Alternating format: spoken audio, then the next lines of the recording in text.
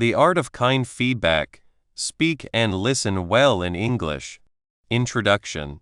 Have you ever wanted to help someone get better, or had an idea to make a project work better? Maybe you saw a friend having trouble with something, or a coworker needed a little advice. When this happens, you might wonder, how should I say this? It's normal to feel this way. You want to be helpful, but you don't want to say the wrong thing. We get feedback all the time. It's in school, at work, and even in our talks with friends. Feedback helps us learn and grow. But sometimes, feedback can feel sharp and hurt us.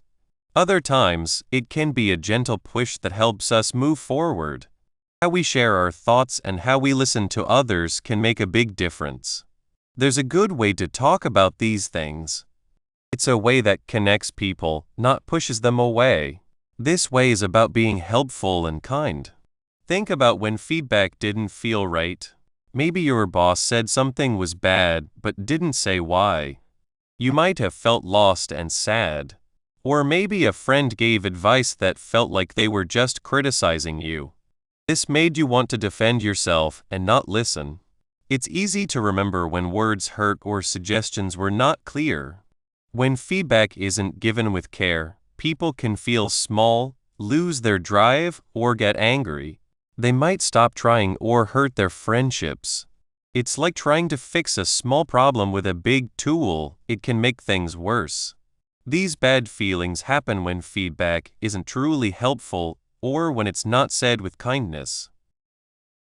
We've all been there, giving or getting feedback that didn't work. But there is a much better way. It's called helpful and kind feedback. Let's look at these words. First, helpful feedback is about building things up. It's not about saying what's wrong in a mean way. Instead, it's about giving good ideas so someone can do better next time.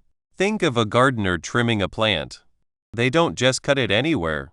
They trim it so the plant grows stronger and healthier. That's what helpful feedback does. It focuses on the work or what someone did, not on attacking the person.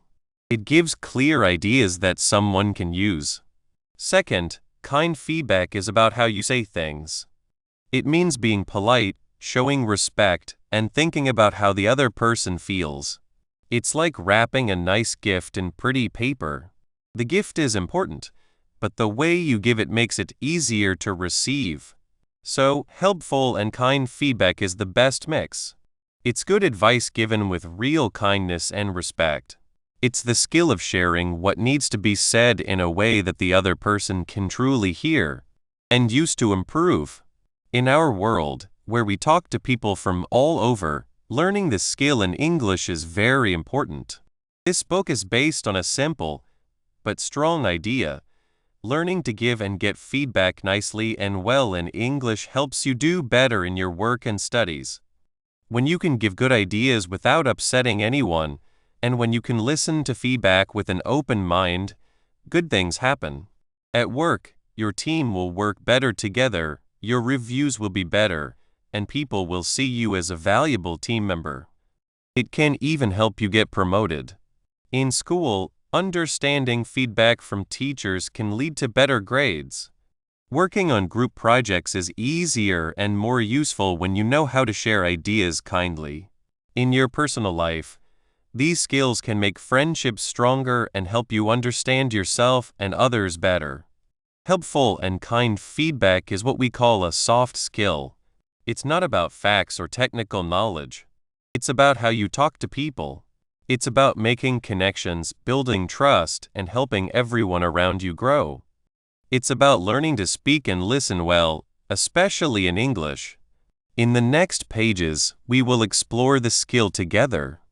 We will look at easy ways to say your feedback, so it is clear and useful. You will learn how to listen to what others tell you, even when it's hard to hear, and make it into something good. We will learn how to handle difficult talks and practice these skills so they become easy for you.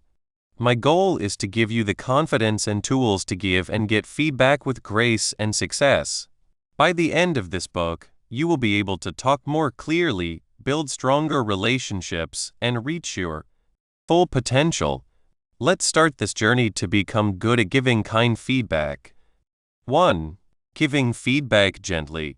When we talk about giving feedback, it's like giving a gift.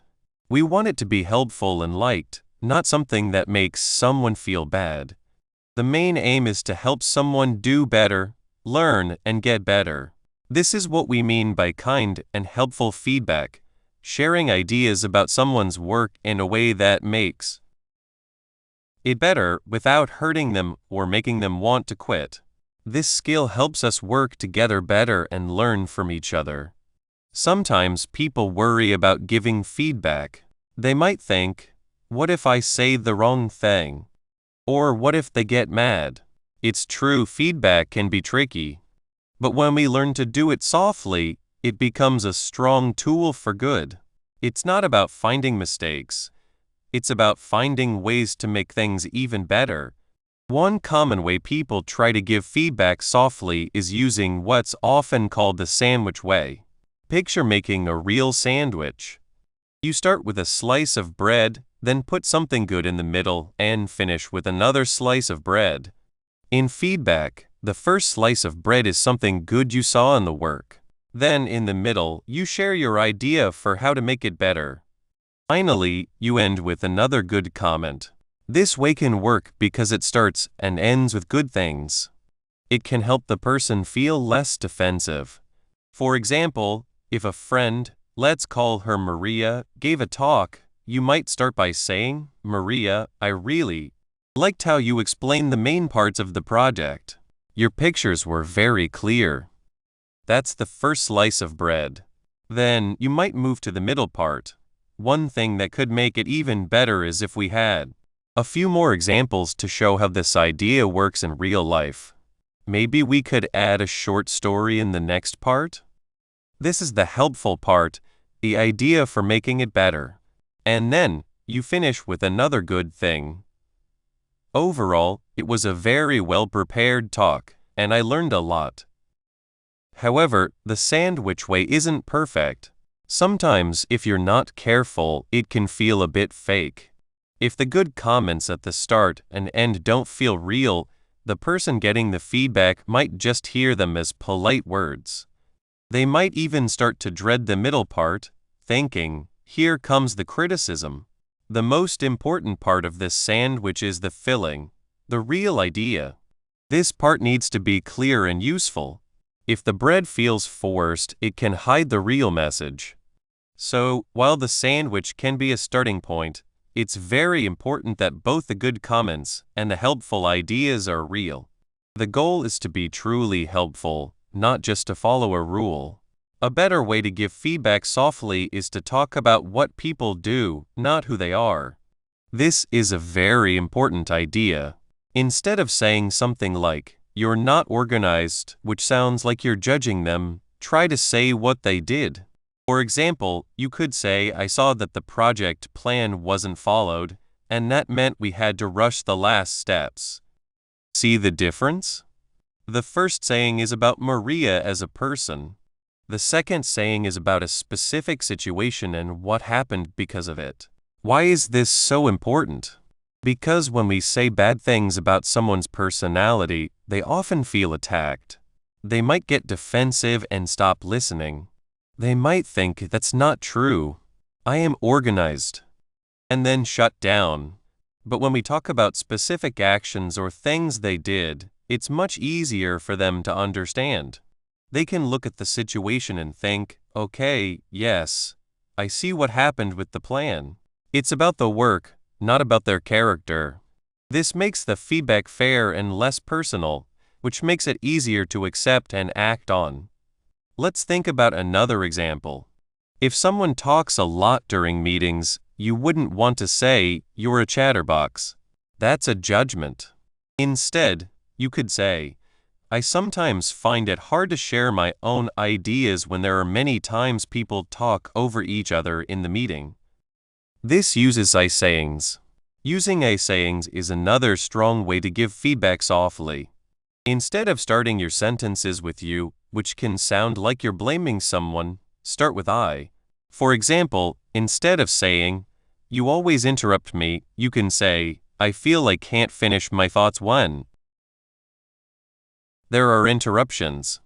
Or instead of "You didn't explain that clearly," try "I didn't quite understand that part, could you explain it again?" This change from "you" to "I" makes a big difference. When you say "I feel" or "I saw," you are talking about your own feelings and what you think. You are sharing how a particular action or situation affected you. This is much harder to argue with than a direct accusation. It's not about saying the other person is wrong. It's about explaining how their actions affected you from your point of view. This way is respectful and shows that you were trying to share your needs or what you noticed without making the other person feel guilty or defensive. It's a way of starting a talk rather than stopping one. Another key to giving feedback softly is to be clear and give steps to fix things. Vague feedback is like trying to build something without a clear plan.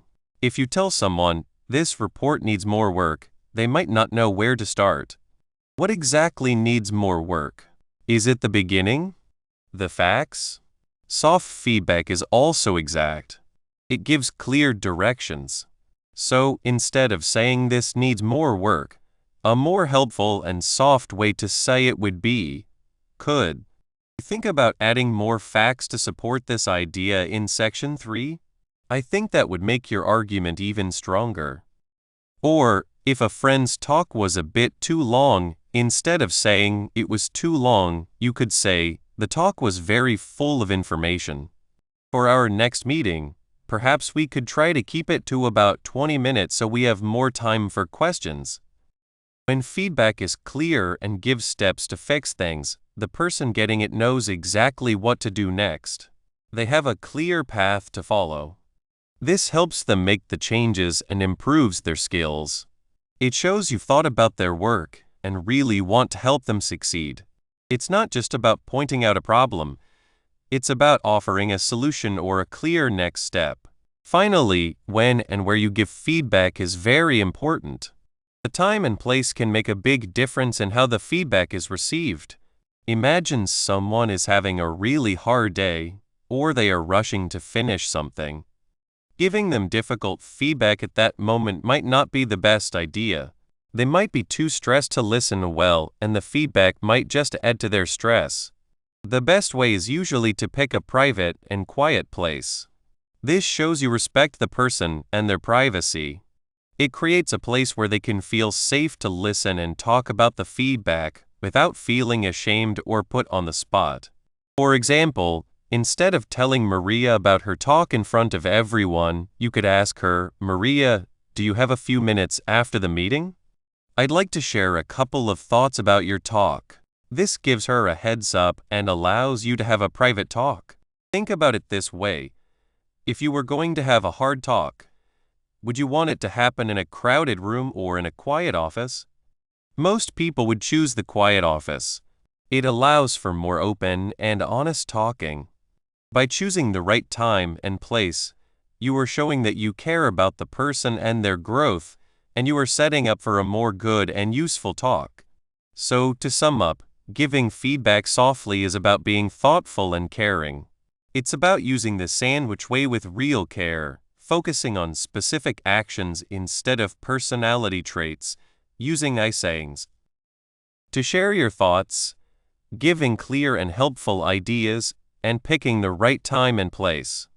By learning these ways, you can change feedback from something that might feel awkward or bad into a valuable chance for growth and for building stronger, more good relationships with the people you work and learn with. This ability to give feedback kindly is a very important step to becoming a better talker, ready to listen and learn from what others have to say. 2. Receiving feedback gracefully. When someone tells us what they think about our work, it can feel like a careful walk. We put our energy into a project, a talk, or a job, and then someone else shares their view. Sometimes, these ideas are very helpful, like a perfect suggestion that makes everything clear. Other times, it might feel a bit rough. maybe not said in the nicest way, or perhaps about something we feel shy about. No matter how it comes, learning to take feedback well is a strong skill. It helps us grow in our jobs and in school, and it helps us build better friendships with the people we work with. Think of feedback like a present. Now, this might sound odd, especially if past feedback didn't feel like a present. But when someone takes time to share what they see in your work, they are giving you something. They are giving you new eyes, a new way to look, a chance to see something you might have missed. This is a kind act. It's a chance to learn, to get better, and to be even better at what you do. It's not about finding faults to make you feel bad. It's about helping you shine more.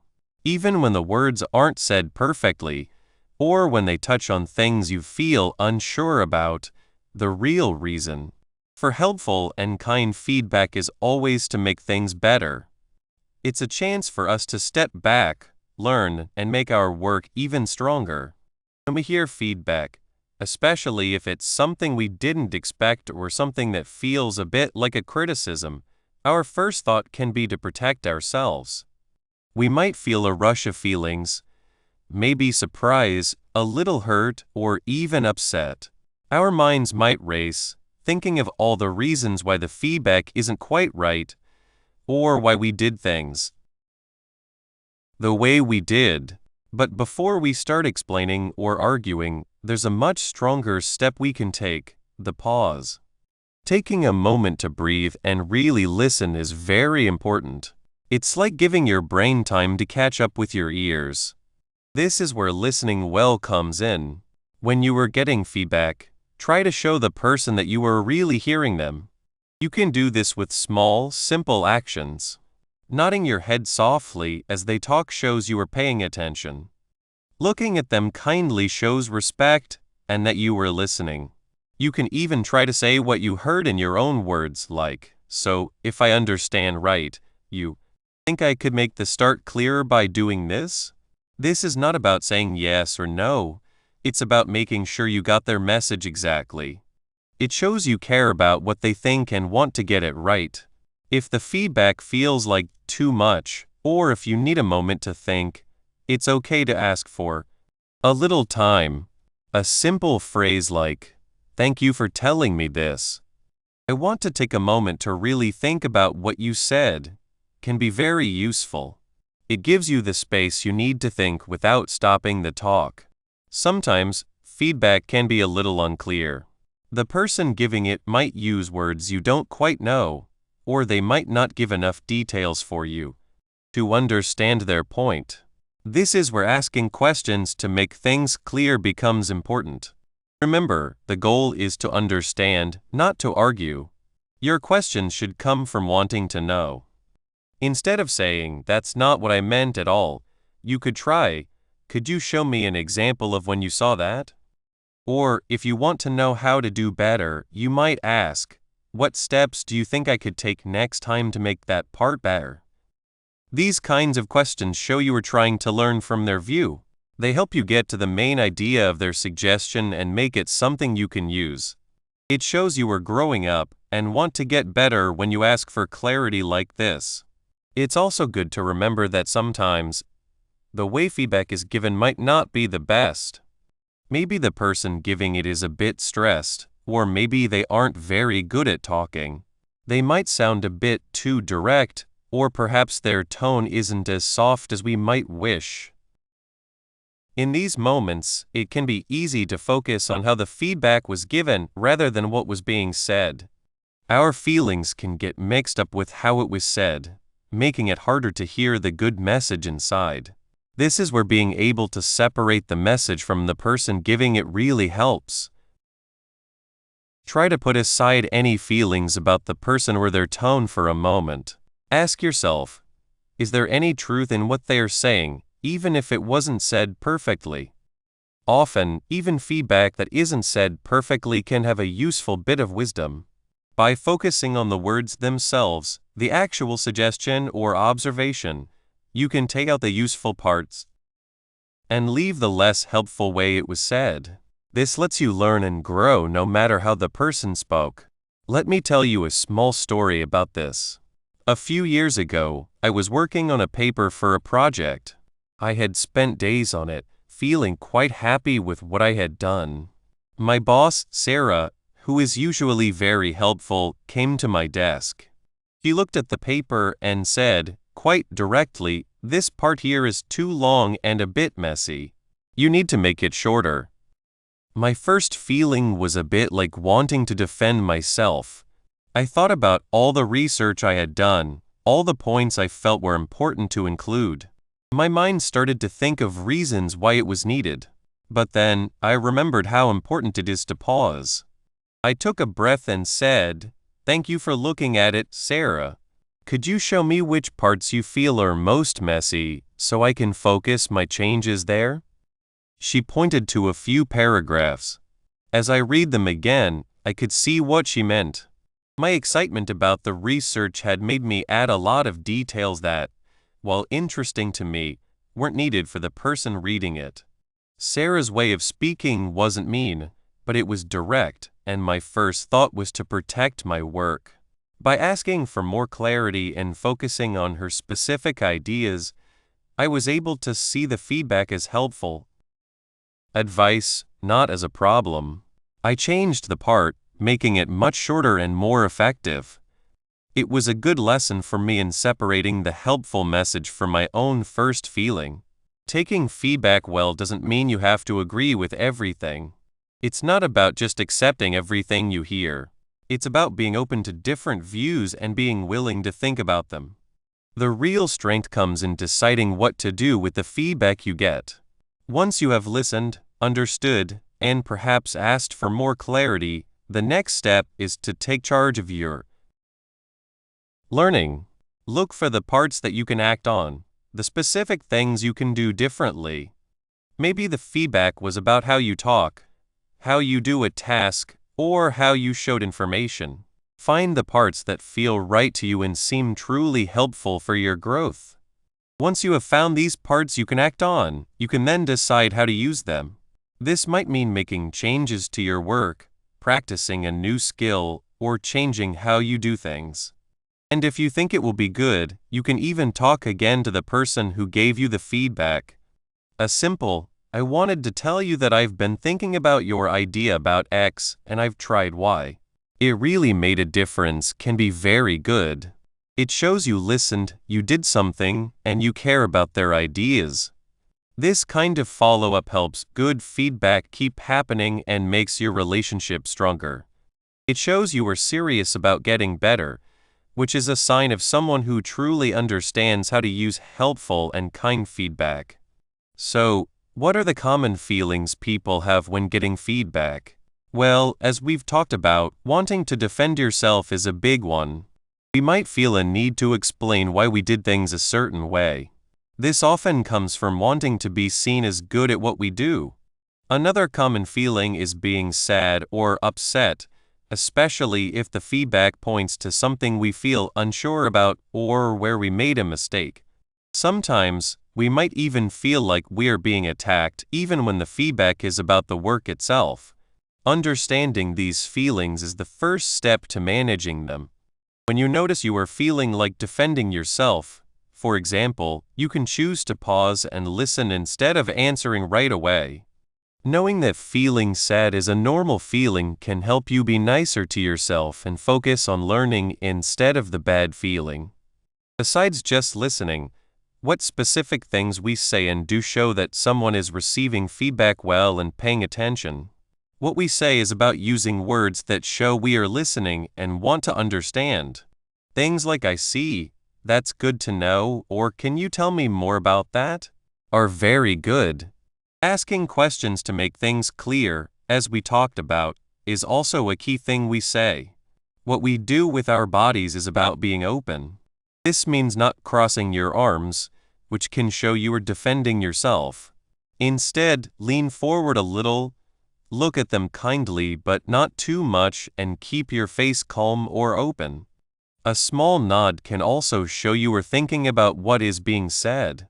These actions together tell the person giving feedback that you are there, you are respectful, and you really care about their view. Finally, how can a person know the difference between feedback that is really helpful for growing and feedback that might be unfair, wrong, or not helpful, and what is the best way to answer in each case? This is a very important difference.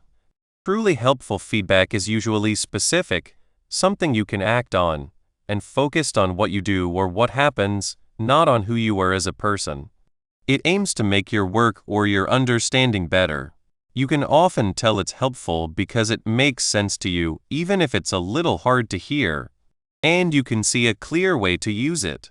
Feedback that is unfair, wrong, or not helpful, on the other hand, might be unclear, too general, personal, or said in a mean or judging way. It might feel not fair or just not true. When you get feedback that feels truly helpful, the right thing to do is listen, ask for clarity if needed, and then think about how to use it. As we've talked about, this might mean making changes or talking again.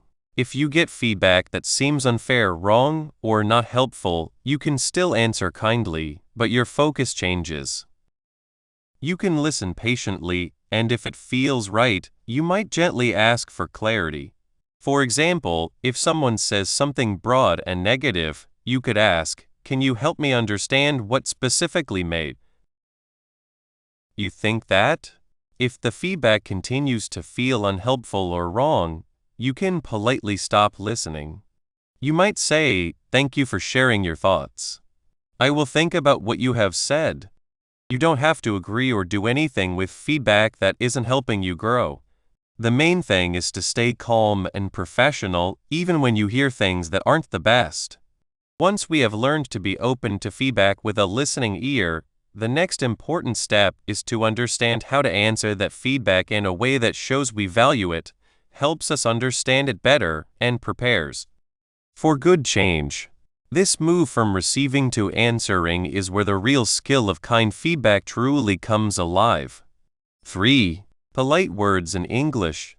When we talk about giving feedback, especially in English, the words we choose matter a lot. Think of it like building something. If you use strong, good materials, your building will be sturdy and last a long time. If you use weak materials, it might fall apart easily. The same is true for our words. Polite words are like strong, good materials for building understanding and trust. They help our feedback be helpful, not hurtful. This is where the idea of constructive and diplomatic feedback comes in. Remember, this means sharing ideas to help someone improve without making them feel bad or discouraged. It's about being helpful and respectful. And a big part of being respectful is using polite language. Let's look at some ways we can use polite words in English to make our feedback kind and effective. The gentle touch. Using softeners. One of the most powerful tools we have in our feedback toolbox is using what we can call softeners. These are small words or phrases that make our suggestions sound less like commands and more like helpful ideas. They gently introduce our thoughts, making it easier for the other person to hear them.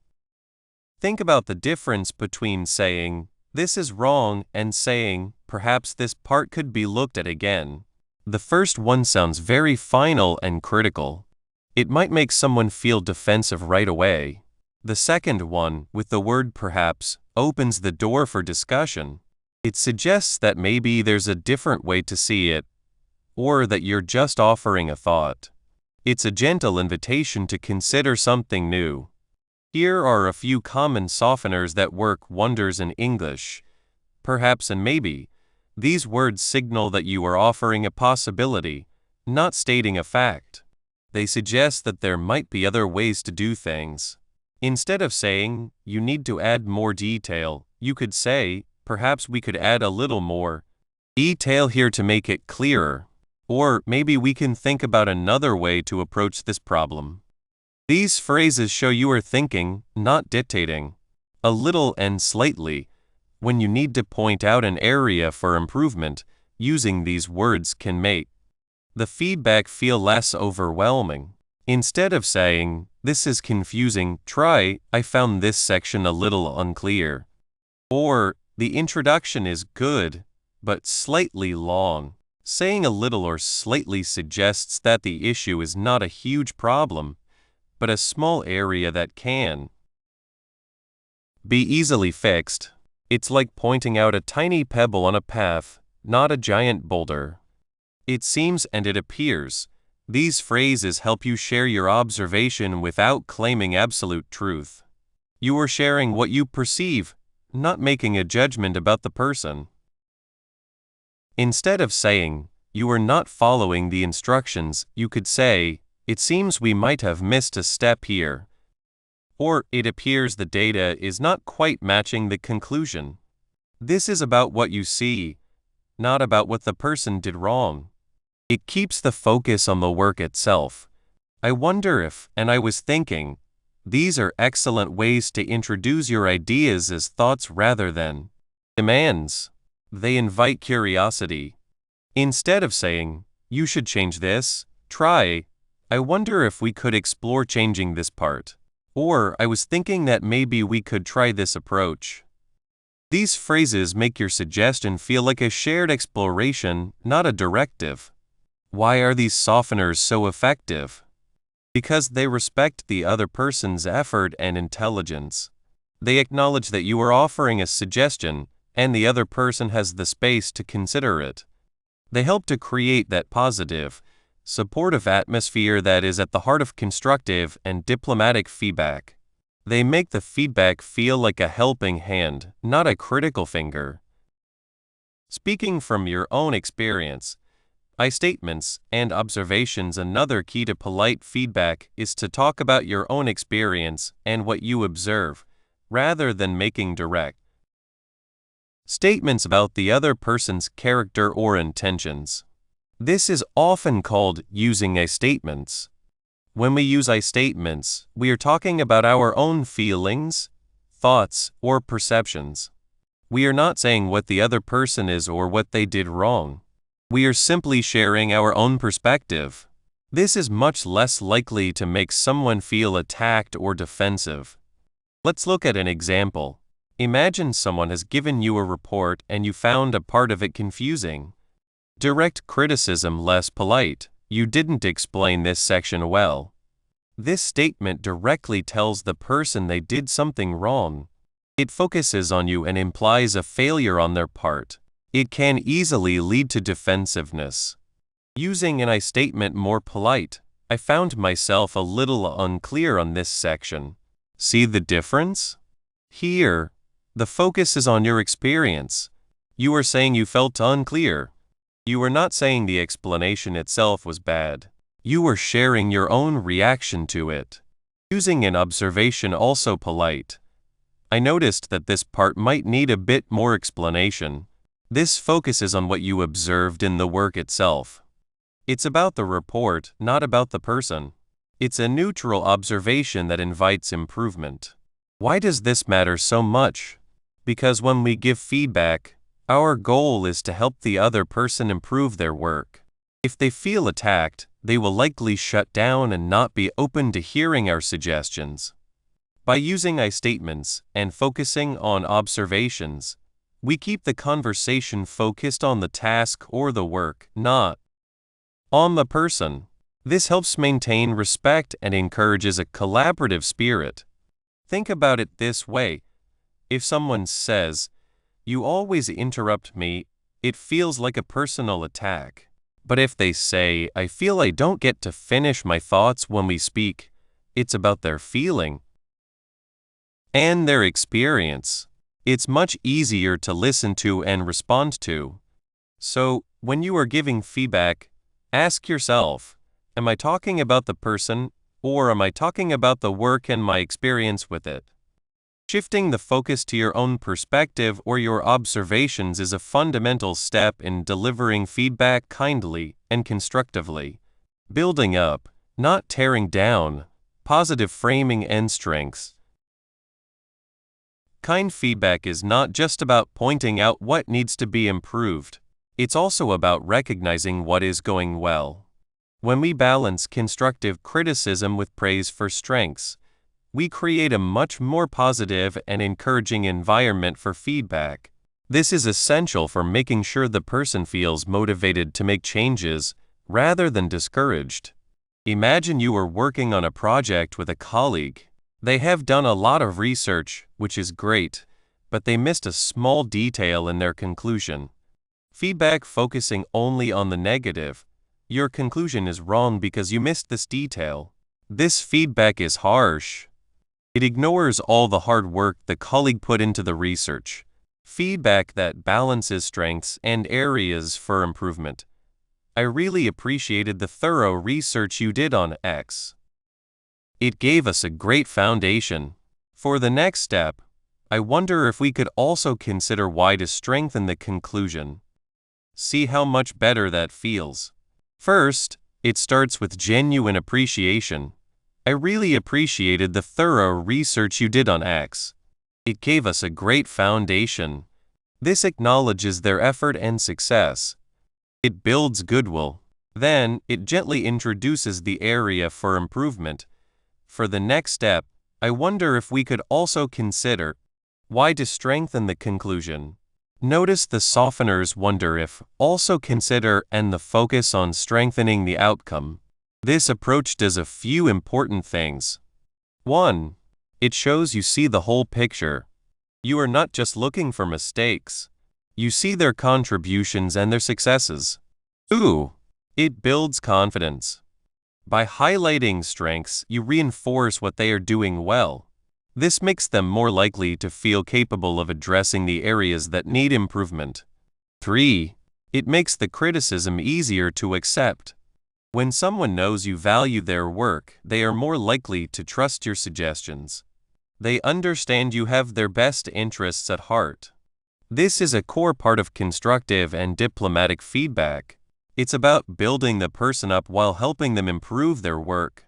It's like a gardener who not only removes weeds, but also waters and fertilizes the plants to help them grow, turning statements into questions, inviting collaboration. Another very effective way to make feedback polite and constructive is to turn direct suggestions into questions. This shifts the dynamic from you telling them what to do to you inviting them to think with you. It makes the recipient feel more involved and in control of the process. Let's say you are reviewing a piece of writing, and you think a paragraph is too long and could be shorter. Direct statement. This paragraph is too long. You need to shorten it. This is a command. It tells the person exactly what to do. Turning it into a question. What if we tried to make this paragraph a little shorter? Do you think that would help make the point clearer? This is much more collaborative. What if we tried invites them to consider a possibility with you? Do you think that would help asks for their opinion and input? When you ask questions, you are showing that you value their thoughts and ideas. You are not just dictating. You are saying, let's think about this together. This makes the feedback feel less like a judgment and more like a partnership. Here are some ways to phrase suggestions as questions. Instead of "you should add more examples," try, "What do you think about adding some more examples here?" Or could we consider adding a few more examples to illustrate this point? Instead of "this section needs to be rewritten," try, "How might we rephrase this section to make it more impactful?" Or "I was wondering if there's a way we could rewrite this part to be more concise." This approach is powerful because it respects the other person's agency. It acknowledges that they are the one doing the work and their input is valuable. It turns feedback from a one-way street into a two-way conversation, which is the essence of good communication and effective learning. The unspoken words, tone, and delivery. While the words we choose are incredibly important, we must also remember that how we say them matters just as much. Even the most polite phrases can sound harsh if delivered with a stern tone, a frown, or crossed arms. Think about the difference between a warm, friendly smile and a cold, distant stare. The same words can convey very different messages depending on the tone of voice and body language. When giving feedback, try to maintain a friendly and open expression. Use a calm, steady tone of voice. Make eye contact if culturally appropriate and comfortable. Show that you are genuinely trying to help. Your goal is to create an atmosphere where the person feels safe to hear your feedback and motivated to act on it. If you sound impatient, annoyed, or dismissive, the person is unlikely to hear anything positive you might say. They will just feel the negative emotion behind your words. This is about being authentic and kind in your intention. When you truly want to help someone improve, that genuine desire will often come through in your tone and demeanor, even if your words are simple. This human element is crucial for making feedback truly kind. By carefully choosing our words, focusing on our own perspective, acknowledging strengths, asking questions, and delivering our message with a kind tone, we can transform feedback from something potentially difficult into a valuable tool for growth and stronger relationships. By mastering these polite phrases and approaches, we can significantly improve the way we deliver feedback. However, the art of kind feedback doesn't end here. 4. Using feedback to grow. Feedback is like a special mirror. It shows you how your work looks to others and sometimes things you can't see yourself. We all have blind spots where we don't see mistakes. Kind feedback helps us see these spots. Imagine painting. You might not see a color is too bright. A friend might say, "That red is very strong." This isn't mean, it's helpful. You can change the painting to make it better. Feedback helps us see ourselves better. This is the first step to growing. If we don't know where to get better, we keep doing the same things. So, see feedback as a light on hidden areas. A writer might use "he said" many times. A reader might point this out. The writer didn't notice because they were deep in the story. Kind feedback helps the writer use other words like whispered or shouted. This makes the story better. Seeing ourselves through others' eyes helps us grow. Feedback is also like a map. It shows us how to get better. Think of learning to ride a bike. You might fall. Someone might say, "Keep your eyes up," or "lean into the turn." These are clear instructions. Just saying you're not riding well isn't helpful, but "keep your eyes up" tells you what to do. You practice and ride better. Good feedback tells you what is good and what could be better, and how to make it better. For a student giving a talk, feedback might be, "Your start was clear, but moving between topics felt sudden." Try saying, "Now that we've seen X, let's look at Y." This helps the student practice that skill. Their next talk will be stronger. This is what helpful feedback does. It gives us a clear path to improve. It's like wanting to cook better and knowing you need to chop onions faster. Feedback also helps us solve problems and get new ideas. When we work in groups, everyone thinks differently. This is good. When we share ideas and give feedback, our ideas get better. Imagine a team making a new app. One person has an idea for how it looks. Another has an idea for how it works. If they don't share feedback, the ideas might not fit. Someone might say, "I like how it looks," but if it's too bright, the words might be hard to read. What about a different color? Or that feature is cool, but it might make the app slow. Can we make it faster? This sharing of ideas and suggestions helps us build something great. Feedback helps us fix our thoughts, find problems early, and create new solutions. A team making a plan might suggest ads. Someone might say, "That's good," but our audience might not see those ads. Maybe we can use social media ads too? This feedback opens up new ideas and helps the team make a better plan. It's like building with blocks. Each person adds a piece, and through feedback, they fit together to make something stronger. Finally, giving and receiving feedback well builds trust and makes relationships stronger. When someone can give you feedback without making you feel bad, and you can listen with an open mind, it creates a safe place. This is important for working and learning together. Think of a teacher who listens and gives helpful advice, even when a student makes a mistake. The student feels safe to ask questions and try new things. They know the teacher wants to help them learn. When a boss gives their team kind feedback, the team feels valued. They are more likely to be honest about problems and work harder. This makes the workplace better. When we give and receive feedback with politeness, we show we care about the other person and the task. We say, "I want us to do well, and I will share my thoughts and listen to yours." This builds trust. If two people work on a project and one sees the other is struggling, they might say, "I noticed you're working hard on that part. I have some ideas that might help, if you want to hear them."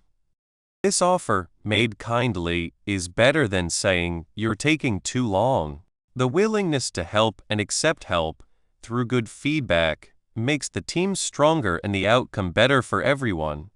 Now, let's think about how we can ask for feedback that helps us grow even if it feels a little hard. It's easy to ask only people who will say nice things, but that doesn't help us improve.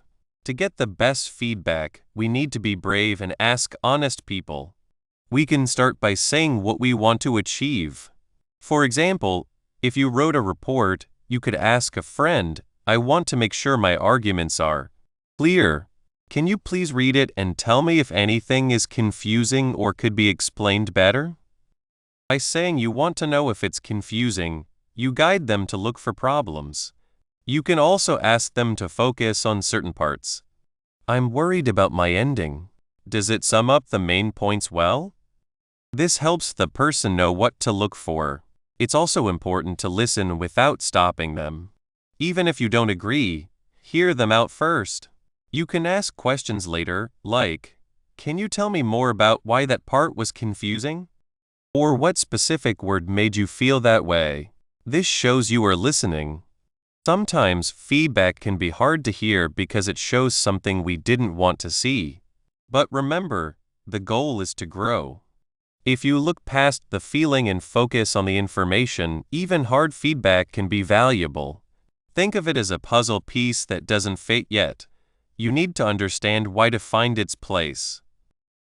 What good things can happen when you use feedback to get better? There are many rewards that can help almost every part of your life. In your job, asking for and using feedback can lead to faster promotions and more exciting roles. When your boss sees you want to learn and work on your skills, they will trust you more. Projects you work on will be more successful because you fix things early. Your reputation as a good worker will grow. In your personal life, using feedback makes you more confident. As you get better, you feel more able to do things. You might try new challenges you were afraid of before.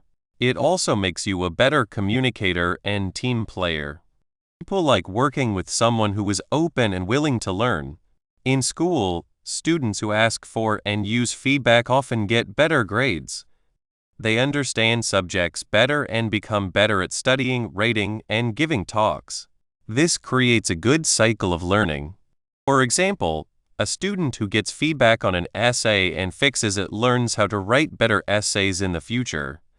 This skill will help them for years. Using feedback to grow is an investment in yourself. It's a promise to become the best you can be, in work and in life. The rewards are long-lasting and very good. By seeing feedback as a gift for growth, not a judgment, we can always improve. This journey of getting better is a two-way street. The next part will talk about how to give this same kind of helpful feedback to others, so your ideas can also help them grow. Conclusion: we are at the end of our time together with the art of kind feedback. It is a good time to stop and think about what we have learned. We have looked at how to give and get feedback well. We learned that being polite and clear in English can make our talks much better. Learning these skills is not just about saying the right words. It is about making stronger friendships, helping people grow, and helping you do well in your job and in school. You have made a good choice to get better at talking to people. This will help you a lot. We learned how to say things in a good way, how to listen with an open mind, and how to handle hard talks with politeness and clarity. The main idea of all we talked about is helpful and careful feedback. This is the most important part. It is like a guiding light that helps us talk in a good and kind way. Let's think about what this means. When we say feedback is helpful, it means it is made to help. It is about giving ideas to make something better. Think of a builder fixing a house. They suggest adding a room or making a wall stronger. The goal is to make the house better. Helpful feedback looks at the work, the job, or how someone did something. The aim is always to help them learn and grow. It is about showing what can be done differently or better, not just pointing out mistakes. It shows a way to get better. Then there is the careful part. This is how to give that helpful message with kindness and respect. Being careful with feedback means choosing your words well. It means thinking about how the other person feels.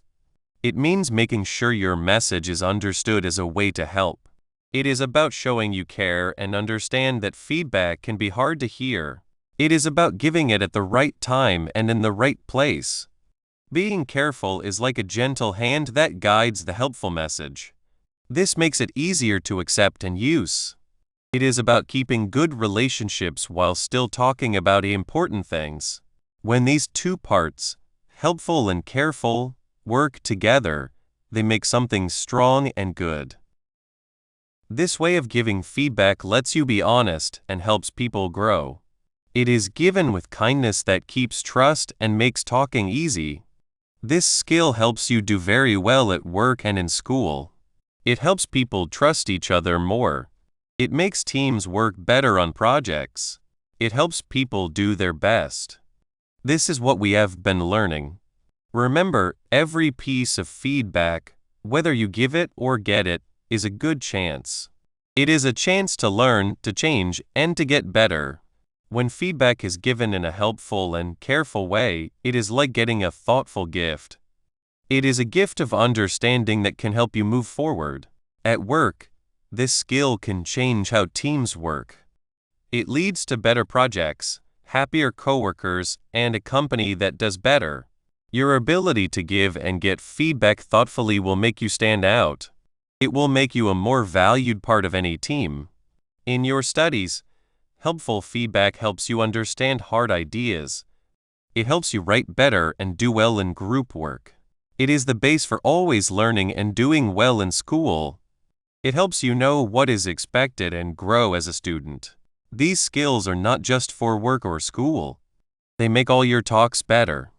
They help you understand others more and build stronger friendships. To truly master helpful and careful feedback, you need to practice.